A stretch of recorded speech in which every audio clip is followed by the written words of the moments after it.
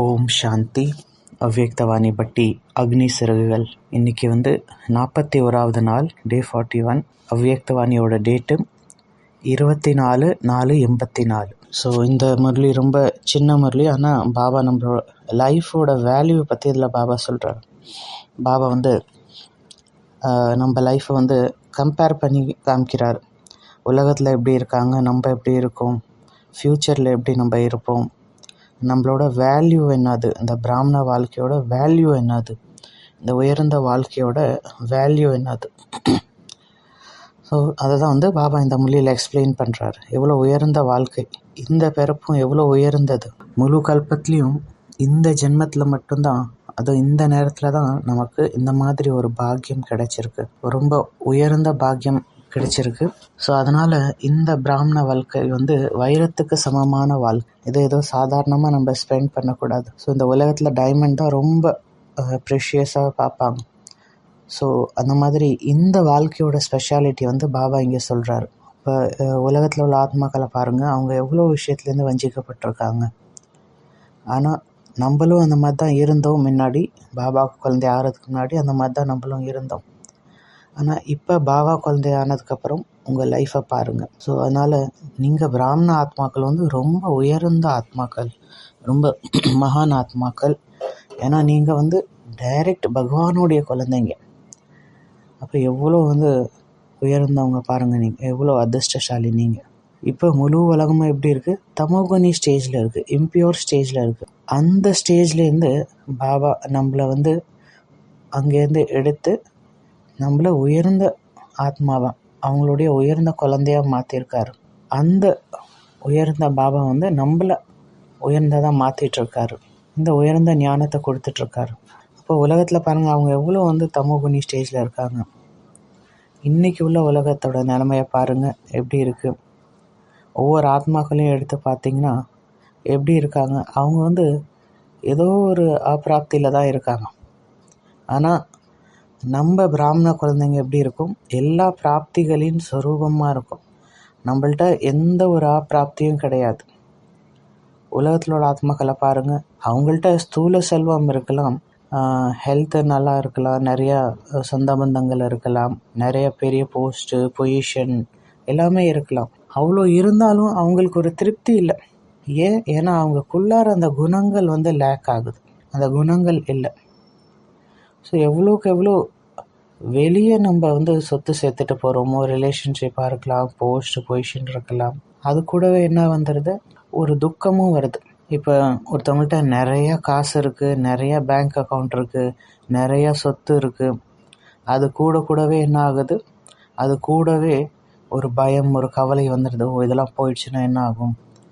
So ஏன்னா இந்த உலகத்தில் எதுவுமே பர்மனெண்ட் கிடையாது. அவங்களுக்கும் தெரியும் எதுவுமே நிரந்தரம் கிடையாது, எது வேணாலும் எப்போ வேணாலும் போகலாம். ஸோ அதனால் அவங்க ஒரு அதிருப்தியில் இருக்காங்க. ஆனால் நம்ம குழந்தைங்க நம்ம எல்லா பிராப்திகளின் சொரூபமாக இருக்கும். அதான் பாபா நமக்கு சொல்கிறார், நமக்கு எந்த கவலையும் கிடையாது. அப்போ நம்ம யார், நம்ம கவலை இல்லாத மகாராஜா. நம்மள்ட்ட பில்டிங் கிடையாது, நம்மள்ட்ட கார் கிடையாது, நம்மள்ட்ட ப்ராப்பர்ட்டி கிடையாது, பொசிஷன் கிடையாது, உலகத்தில் இருக்கிற மாதிரி ரொம்ப ரிச்சு கிடையாது. ஆனால் இருந்தாலும் நான் ராஜா. அப்போ நான் யார், ஒரு ராஜா. ஒரு காசு கூட இல்லை, இருந்தாலும் நான் ராஜா. அப்போ பாபா நமக்கு என்ன டேர்ம் தர்றாரு, கவலை இல்லாத மகாராஜா. நம்மள்ட்ட ஸ்தூல கம்ஃபர்ட்ஸு, ஸ்தூல சாதனங்கள், எந்த விதமான ஸ்தூல லக்ஸுரி ஐட்டம் கிடையாது, எந்த ஒரு ராஜ்யமும் கிடையாது, இல்லை போஸ்ட் பொசிஷன் கிடையாது கவர்மெண்ட்டில். ஆனால் இருந்தாலும் நான் கவலை இல்லாத மகாராஜா. எவ்வளோ வித்தியாசம் பாருங்கள். அதான் இன்றைக்கி உலகத்துலேருந்து பார்த்தா நம்ம பிச்சைக்காரங்க மாதிரி தெரியும், நம்மள்ட்ட எதுவுமே கிடையாது. ஆனால் உள்ளாரேந்து ஒரு இளவரசனாக இருக்கும், ஆன்மீக இளவரசனா. அந்த ஆன்மீக தந்தையின் ஆன்மீக குழந்தை நம்ம அவங்களோட பாபாவுடைய குழந்தைனால அவங்க சொத்துக்கு நமக்கு அதிகாரம் இருக்குது. ஃபிசிக்கலாக பார்த்திங்கன்னா, ஸ்தூலமாக பார்த்திங்கன்னா இந்த உலகத்தில் எதுவுமே என்னோடது கிடையாது. ஆனால் உலகத்தில் பாருங்கள், அவங்கள்ட்ட எல்லாமே இருக்குது, நிறையா ரிச்சாக இருக்காங்க, அவங்கள்ட்ட ஒரு பெரிய ராஜ்யம் இருக்குது, சொத்து, ரிலேஷன்ஷிப் எல்லாமே இருக்குது. ஆனால் இருந்தாலும் அவங்க துக்கத்தில் இருக்காங்க. இப்போ அவங்கள்ட்ட அந்த சிம்மாசனம் இருக்குது, ஆனால் முள் நிறைஞ்ச சிம்மாசனமாக இருக்குது. அவங்க எப்பயுமே அந்த பயத்தில் தான் இருக்காங்க. இந்த போஸ்ட்டு போயிடுச்சுன்னா என்ன ஆகும், இந்த பொசிஷன் போயிடுச்சுன்னா என்ன ஆகும். ஸோ அப்போ பாருங்கள், பெரிய பெரிய ராஜாவே அந்த மாதிரி பயத்தில் இருந்தாங்கன்னா அப்போ அவங்க கீழே உள்ள பிரஜையெல்லாம் எப்படி இருப்பாங்க? அவங்களும் பயத்தில் தான் இருப்பாங்க. அதுதான் இன்றைக்கி உலகத்தோட நிலைமை. ஆனால் நம்ம யார்? நம்ம கவலை இல்லாத மகாராஜா. ராஜ்யம் இல்லை, ஆனால் இருந்தாலும் நான் கவலை இல்லாத மகாராஜா. நம்ம மாயாஜித் ஆத்மா. ஆனால் உலகத்தில் அவங்க எல்லாரும் மாயாக்கு அடிமையாக இருக்காங்க. ஸோ இந்த டிஸ்கிரிப்ஷன் பாபா நமக்கு தராரு. அதாவது ஒரு பிராமணன்னா எப்படி இருக்கணும், இதை சும்மா கேட்டுட்டு நம்ம சந்தோஷப்பட்டு இருக்கக்கூடாது. அப்போ முழு நாள்லேயும் செக் பண்ணணும், நான் எவ்வளோக்கு எவ்வளோ அந்த உயர்ந்த ஸ்திதியில் இருக்கேன், இல்லை நான் இன்னும் மாயாவில் மாட்டிக்கிட்டே இருக்கேனா, விகாரத்தில் மாட்டிக்கிட்டே இருக்கேனா, இல்லை மாயாவை ஜெயிச்சிட்டேனா. அப்போ இதை முழு நாள்லேயும் நம்ம செக் பண்ணிக்கிட்டே இருக்கணும். இது எப்படி கிடையாது, ஒரு வாட்டி நான் பிகே ஆகிட்டேன்னா இதெல்லாமே எனக்கு கிடைச்சிடும், அப்படி கிடையாது. நம்ம இதை கான்ஸ்டண்ட்டாக செக் பண்ணி அந்த ஸ்மிருதியில் நம்மளை கொண்டு வந்துகிட்டே இருக்கணும். இல்லை நான் இன்னும் இந்த போஸ்ட்டு, பொசிஷன், ரிலேஷன்ஷிப் இது எல்லாத்துக்கும் அடிமையாக இருக்கேனா, நான் சுயராஜ்ய அதிகாரியாக இருக்கேனா, ஒவ்வொரு செகண்டும் நம்மளை செக் பண்ணிக்கிட்டே இருக்கணும். நான் சுயராஜ்ய அதிகாரியாக இருக்கேனா, அப்போ நான் உண்மையிலே இந்த பிராமண வாழ்க்கையில் இருக்கேன், நான் உண்மையான ஒரு பிகேவாக இருக்கேன்னா, அந்த அவேர்னஸில் இருக்கேன்னா, அப்போ என்ன ஆகும்? அப்போ அந்த சுயராஜ்யம் அந்த பரமாத்மாவோட கூட இருக்கிறது அனுபவமாகும். அதுக்கப்புறம் அத்தீந்திரிய சுகங்கிற அந்த ஊஞ்சலில் ஆடிக்கிட்டே இருப்போம். இதெல்லாம் எப்போ நடக்கும்? எப்போ நம்ம அந்த கான்ஷியஸில் இருப்போமோ, எவ்வளோ உயர்ந்த வாழ்க்கை நமக்கு கிடைச்சிருக்கு அந்த ஸ்மிருதியில் இருப்போமோ. இப்போ முழு நாள்லேயும் நம்ம கர்மத்தில் வரும்போது சாதாரணமாயிட்டோம், இல்லை சன்ஸ்காரத்துக்கு வசமாயிட்டோம், பழைய சன்ஸ்காருக்கு வசமாயிட்டோன்னா அப்போ நம்மளும் இந்த உலகாத ஆத்மா மாதிரி தான். அப்போ பாபாட்டேருந்து தூரம் போயிடுவோம். பாபா கூட அந்த கனெக்ஷனை ஃபீல் பண்ண மாட்டோம், பாபா கூட அந்த நெருக்கத்தை ஃபீல் பண்ண முடியாது. அப்போ நம்ம துக்கம் அனுபவம் பண்ண ஆரம்பிச்சிடுவோம். ஸோ இதெல்லாம் எப்போ நடக்கும்? எப்போ நம்ம இந்த ட்ராமாங்கிற அந்த இதில் மாட்டிக்கிறோமோ, விகாரத்துங்கிற அந்த வசப்பட்டோமோ. ஸோ அதனால் எப்போ நான் அந்த சுயராஜ் அதிகாரிங்கிற அந்த ஆத்ம உணர்வில் வரோமோ அப்போ தான் நம்ம அந்த அத்தீந்திரிய சுகத்தை அனுபவம் பண்ண முடியும். அப்போ தான் நான் கவலை இல்லாத மகாராஜாங்கிற அந்த ஸ்திதி அனுபவம் பண்ண முடியும். இல்லைன்னா நம்ம ஏதோ ஒரு சுச்சுவேஷன், ஏதோ ஒரு பிரச்சனை, அதுக்கு அடிமை ஆகிடுவோம், ஏதோ ஒரு மாயாக்கு அடிமை ஆகிடுவோம், ஏதோ ஒரு சாதனத்துக்கு அடிமை ஆகிடுவோம், ஏதோ ஒரு உறவுக்கு அடிமை ஆகிடுவோம். ஸோ விதவிதமான மாயாக்கு அடிமை ஆகிடுவோம். அதுக்கப்புறம் என்ன ஆகும்? விக்னங்கள் முன்னாடி நம்ம என்ன ஃபீல் பண்ணுவோம்? ஏதோ நம்ம சக்தி இல்லாத மாதிரி ஃபீல் பண்ணி அந்த இதில் ஜெயிக்க முடியாது. ஸோ அடுத்து பாபா என்ன சொல்கிறாருன்னா, இந்த பிராமண வாழ்க்கையோட பிராப்தி எவ்வளோ உயர்ந்தது, சத்தியுகத்தோடு மிக உயர்ந்தது. சத்தியுகத்தில் அங்கே தங்க மாளிகை இருக்கும், வைரம் இருக்கும், பல கோடி சொத்து இருக்கும். அதை கம்பேர் பண்ணால் அவ்வளோ இருந்தாலும் இந்த சங்கமயுக வாழ்க்கை ரொம்ப உயர்ந்தது. இங்கே நமக்கு எந்த வைரம், தங்கம்லாம் தேவையில்லை. நம்ம பாபாவோட தலை கிரீடமாக இருக்கும். எவ்வளோ உயர்ந்த விஷயம் பாருங்கள். அடுத்து சத்தியுகத்தில் அங்கே விதவிதமான ஜுவல்லரி இருக்கும், ஜுவல்ஸ் இருக்கும், தங்க நகைகள், வைரங்கள் எல்லாமே இருக்கும். ஆனால் இங்கே என்னுடைய அலங்காரம் என்னது? இங்கே நம்ம ஞானம் மற்றும் குணங்களால் நம்மளை அலங்கரிக்கணும். ஸோ இந்த ஒவ்வொரு ஞானமும், இந்த ஒவ்வொரு ஞான ரத்னமும் இது அந்த சத்தியுகத்தோடு மிக உயர்ந்தது, அங்கே உள்ள வைரத்தோடு மிக உயர்ந்தது. ஸோ இன்னொரு விஷயம் பார்த்தா, இங்கே உள்ள இந்த வைரம் தான் சத்தியுகத்தோட வைரத்தை டிசைட் பண்ணும். இங்கே நம்ம அந்த குணங்கள், ஞானம் அதை நம்ம போட்டுக்கும் போது என்ன ஆகும்? ஃப்யூச்சரில் ஆட்டோமேட்டிக்காக கிடைக்கும் அதெல்லாம். இதுதான் இங்கே நம்ம எஃபர்ட் போடுறோம், அங்கே அதோட பை ப்ராடக்டாக அதெல்லாம் கிடைக்கிது. ஸோ அதனால் பாபா நம்மளை இங்கே டெய்லி ஞான ரத்தினங்களால், குணங்களால் அவர் நம்மளை அலங்கரிச்சிட்டே இருக்கார் டெய்லி. அடுத்து பாபா என்ன சொல்கிறாரு? பிரம்ம போஜனை பற்றி அடுத்து பாபா பேசுகிறாரு. இப்போ நம்ம என்ன சாப்பிட்றோம்? பிரம்ம போஜன். பக்தியில் கூட அது மாதிரி சொல்லுவாங்க, அந்த பிரம்ம போஜனுக்கு தேவதைகள் கூட இயங்குவாங்க அப்படின்னு. அவ்வளோ உயர்ந்த பிரம்ம போஜன். ஸோ அப்போ எவ்வளோ உயர்ந்த சாப்பாடு நமக்கு கிடைக்கிது. இதை வந்து பிரசாதம்.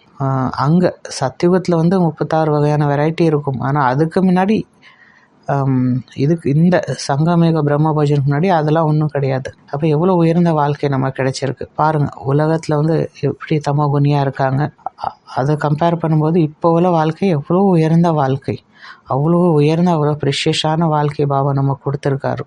அப்போ என்னுடைய மனநிலை எப்படி இருக்கணும், அப்போ என்னுடைய ஆட்டிடியூட் எப்படி இருக்கணும், என்னோடய ஸ்திதி எப்படி இருக்கணும், மனோஸ்திதி எப்படி இருக்கணும், இதெல்லாம் நமக்கு தெரியும் தான். இந்த ஞானம் பாயிண்ட் எல்லாம் நமக்கு தெரியும் தான். எவ்வளோ வாட்டி இது கேட்டிருக்கோம், எவ்வளோ உயர்ந்த வாழ்க்கை அப்படின்னு.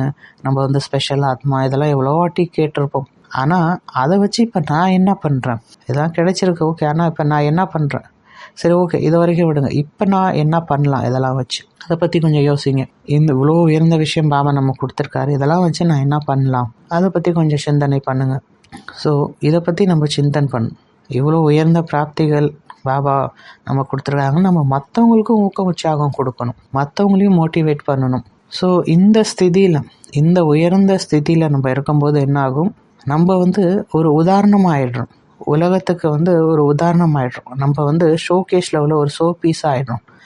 உலகத்தில் உள்ள ஆத்மாக்கள் நம்மளை பார்த்து அவங்களுக்கு ஒரு ஊக்க உற்சாகம் கிடைக்கும்.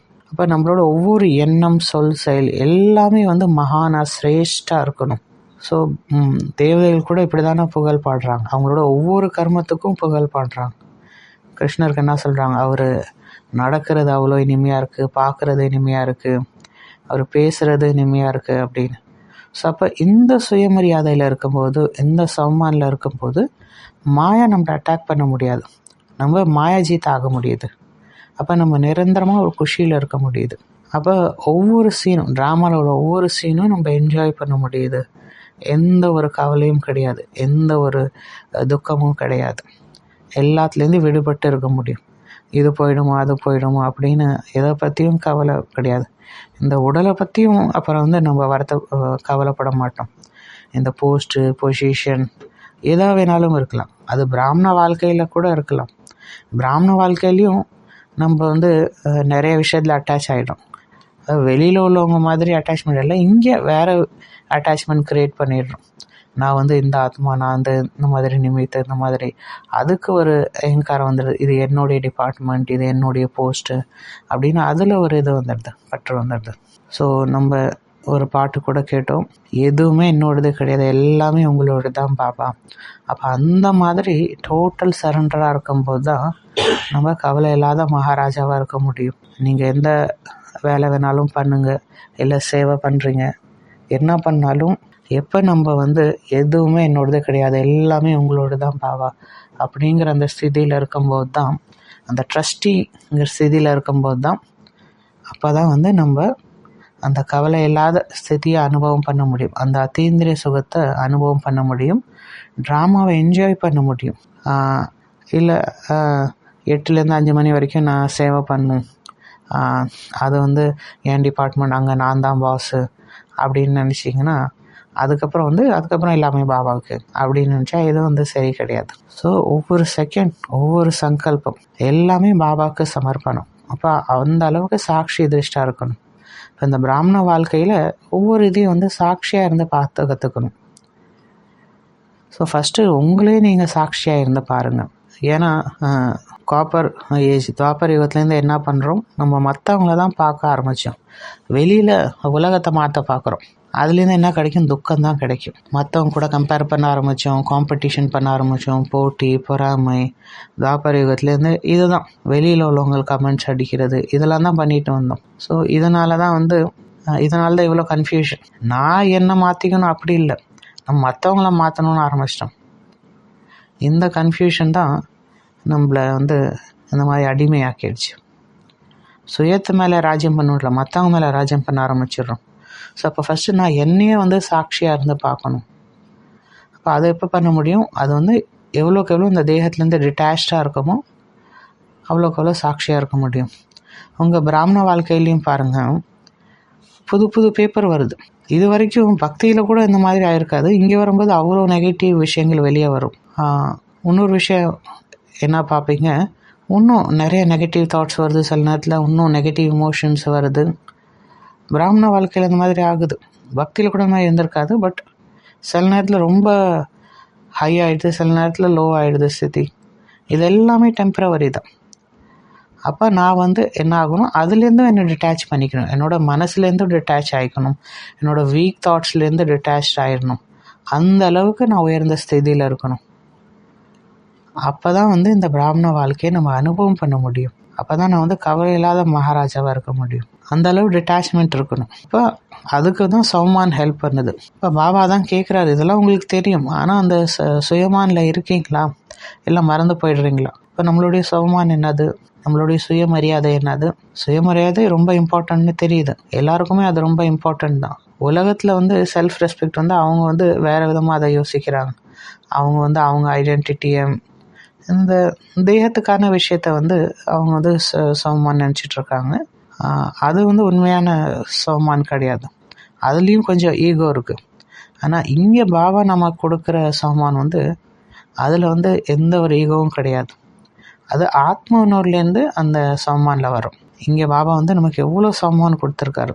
அப்போ என்னுடைய செல்ஃப் ரெஸ்பெக்ட் என்னதுன்னா, அதுதான் என்னுடைய ஒரிஜினல் சன்ஸ்கார். வெறும் ஆத்மான்னு மட்டும் புரிஞ்சுக்க பத்தாது. நான் பாபாவுக்கு சமமான தூய்மையான ஆத்மா, அந்த ஒரு ஸ்மிருதி இருக்கணும். நான் பாபாவுக்கு சமமாக மாஸ்டர் அன்பு கடல், மாஸ்டர் அமைதி கடல், மாஸ்டர் சர்வசக்திவான். இதுதான் என்னுடைய சௌமான். ஸோ இதில் நான் இருக்க ப்ராக்டிஸ் பண்ணணும். இப்போ இந்த சௌமானில் இருக்கும்போது தான் என்ன ஆகும், நம்ம அந்த ஒரு சுதந்திரத்தை, அந்த ஒரு ஃப்ரீடம் நம்ம அனுபவம் பண்ண முடியும். நம்ம சுயராஜ்ய அதிகாரி ஆக முடியும்.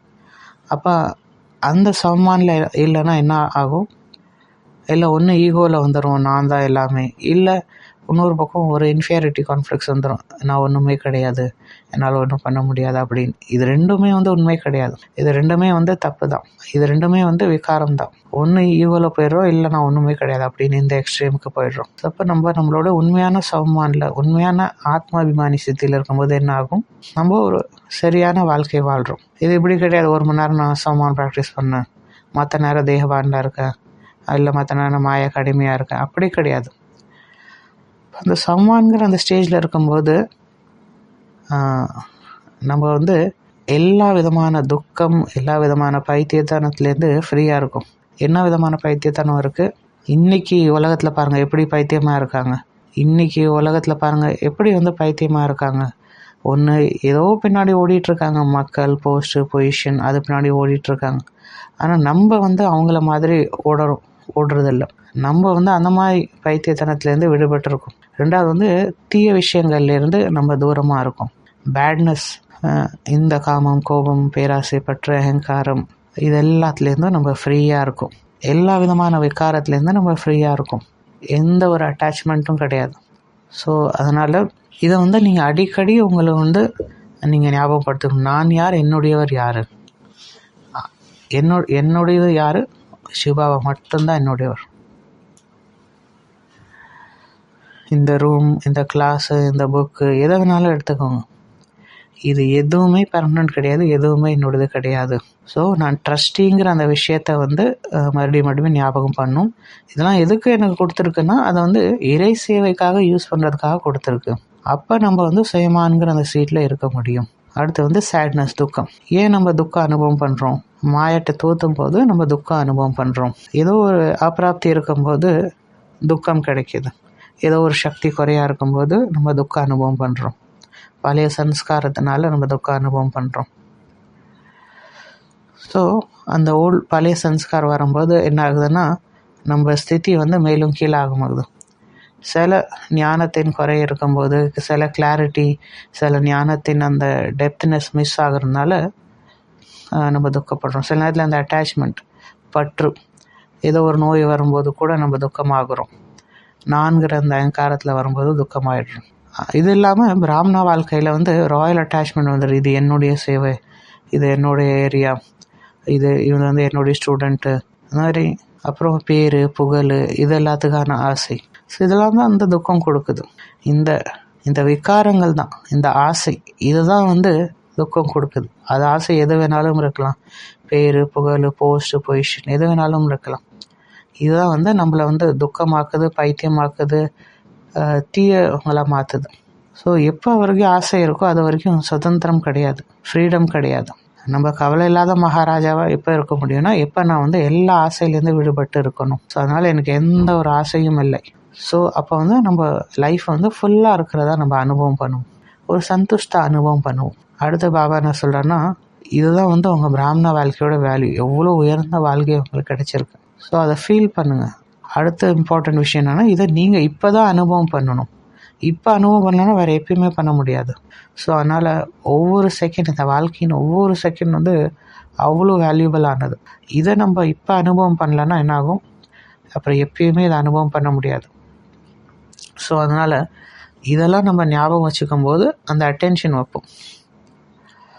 ஸோ ஒவ்வொரு செகண்டும் நம்ம அட்டென்ஷனோடு இருக்கணும், அலர்ட்டாக இருக்கணும், ஒரு ஆர்மி மாதிரி அவேராக இருக்கும். அப்போ தான் சரியான டிசிஷன் எடுக்க முடியும், சரியான எண்ணம், சொல், செயல் இருக்க முடியும். ஸோ அதனால் அந்த சமமானில் இருக்கும்போது என்ன ஆக முடியும், நம்ம மற்றவங்களுக்கும் ரெஸ்பெக்ட் கொடுப்போம். இந்த சமமானிலேருந்து கீழே இறங்கும்போது என்ன ஆகும், அதுக்கப்புறம் நம்ம என்ன பண்ணுவோம், மற்றவங்கள்ட்ட சரியாக பழக மாட்டோம். ஒன்று அவங்கள தவறாக பேசுவோம், இல்லை அவங்கள பற்றி ரொம்ப எக்ஸ்ட்ராடினரியாக பேசுவோம். ஒன்று நம்ம மற்றவங்கள ரொம்ப கீழானவங்கள பார்ப்போம், இல்லை ரொம்ப அவங்க ரொம்ப உயர்ந்தவங்க அப்படின்னு பார்ப்போம். ஏன்னா நம்ம நம்மளோட செல்ஃப் ரெஸ்பெக்டை மறந்துட்டோம். நம்மளோட செல்ஃப் ரெஸ்பெக்டில் இருக்கும்போது என்ன ஆகும், நம்ம துக்கமாக ஆக மாட்டோம், துக்கம் கொடுக்கவும் மாட்டோம் அந்த சம்மானில் இருக்கும்போது. அதுக்கப்புறம் அந்த அத்தீந்திரிய சுகத்தை நம்ம அனுபவம் பண்ணலாம் அந்த சம்மான்கிற அந்த உயர்ந்த ஸ்திதியில் இருக்கும்போது. ஸோ அதனால் இந்த சுயராஜி அதிகாரி, நான் ஆத்மா என்னுடைய அந்த சிம்மாசனத்தில் அமர்ந்திருக்கேன், சம்மான்கிற அந்த சீட்டில் அமர்ந்திருக்கேன், அதை ஃபீல் பண்ணுங்கள். எனக்கு சுயம் பரமாத்மாவே பாலனை தராரு. ஸோ இந்த 2 விஷயத்த இன்றைக்கி நம்ம இன்றைக்கி முழு நாளும் ப்ராக்டிஸ் பண்ணலாம் அந்த ஃபரிஷ்டா ஸ்திதி அனுபவம் பண்ணுறதுக்காக.